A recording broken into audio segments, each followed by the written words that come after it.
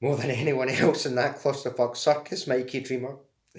Maybe more than anyone else in the world of poetry, you are willing to pay the price. To sweat, to bleed, to suffer. You're willing to bear that cross, and I say, Mikey, don't do it! Because in order to sacrifice and to bear that cross for them, it means that I've got to suffer too.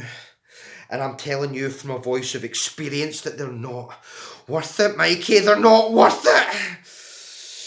You see, Mikey, I looked out on that audience, my adoring crowd, and I saw two simple words that changed my life.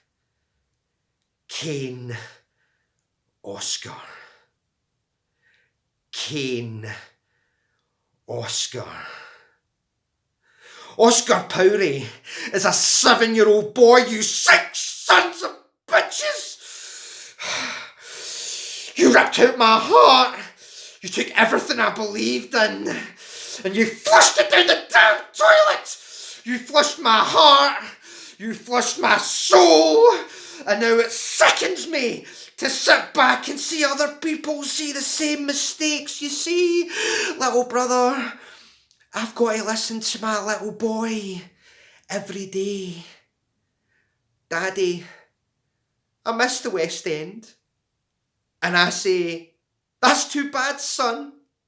Because your dad traded in the hipster bar in Kelvin Grove for a basement in Socky Hall Street. Your dad traded in credibility, respect, and headlining for one of the greatest poets in the world to do support slots for a scumbag who operates out of a pissant little basement in Sleazy's.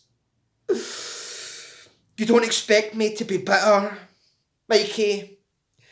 When you open your heart, when you open your soul, and it gets shit on, it tends to make Gordon a very mean boy.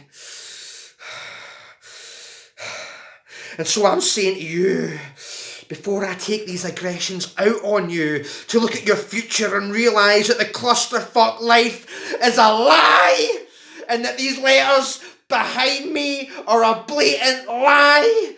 That those fans who sit there and say, he's hardcore, he's hardcore, he's hardcore, wouldn't piss on you if you were on fire, you selfish son of a bitch. But I want you to understand, Mikey, that the hatred that I have in here is not for you. No, far removed. You see, Mikey, I'm not doing this because I hate you. I love you, man. I only want what's best for you, but when I hear that Sam Small called up your number and you said, no thank you, it makes my blood boil. And so I have got a moral obligation, you see, Mikey. I'm on the path of righteousness. And righteous men wield a lot of power, so if I've got to drag you by your face to that telephone call and dial collect and say, hello Sam, it's me, Gordon, and though I know I'd burn my bridge and I'll never be taken back with open arms, I've got a poet who would gladly trade in his clusterfuck shirt for a complimentary artisan IPA. And Mikey, just think of that sound you hear when Uncle Sam says,